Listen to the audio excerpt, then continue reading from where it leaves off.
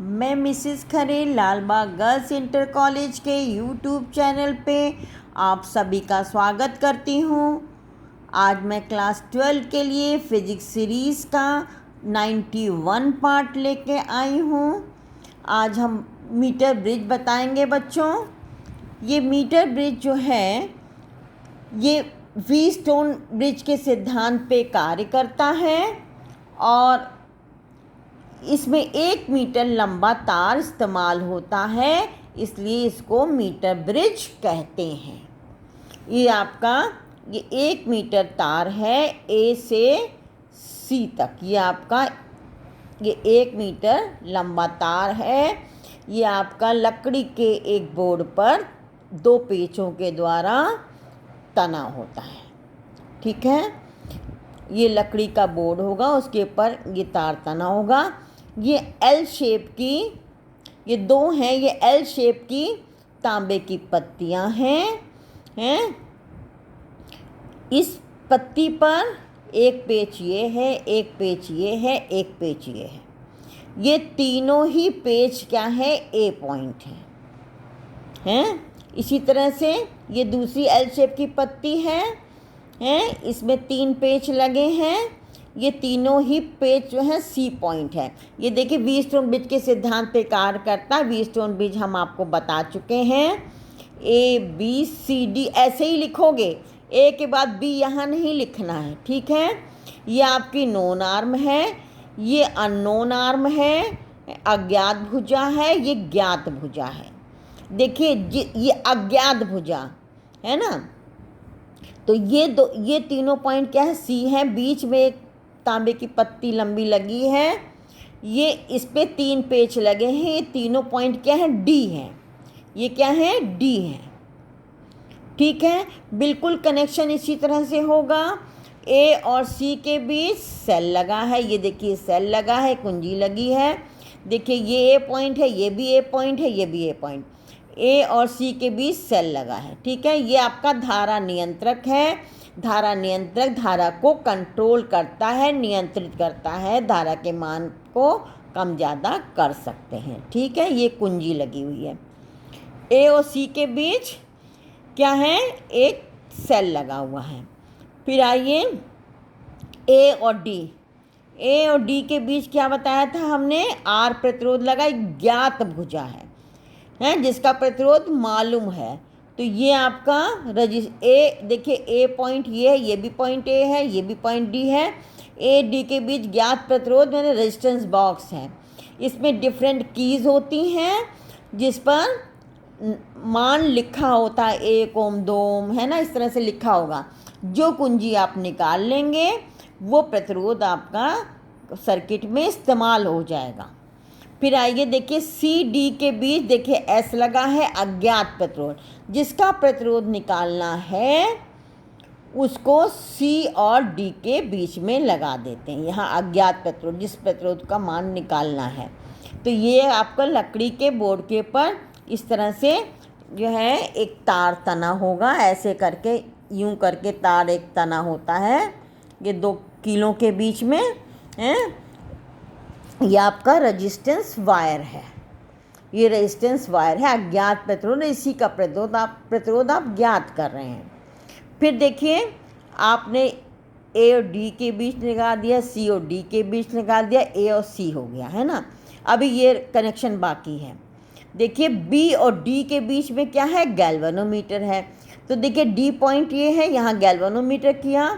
फिर गैल्वेनोमीटर से एक जॉकी जैसे ऐसी पेंसिल जैसी होती है ना, उसके पीछे पेच लगा होगा, यहाँ तार से कनेक्शन कर देंगे।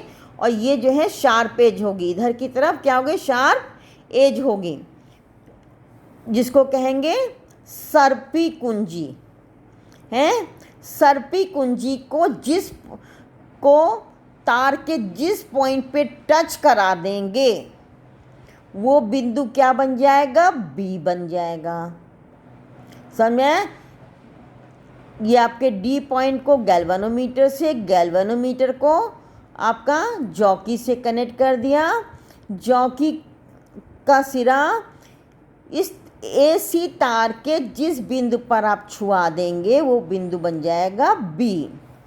तो ए बी के बीच क्या है, ए बी पी है, पी रेजिस्टेंस, बी सी क्या है, क्यू रेजिस्टेंस। ठीक है, अगर ये यहाँ साथ में 1 मीटर स्केल लगा होगा तो इसकी लंबाई क्या है, एल है ना।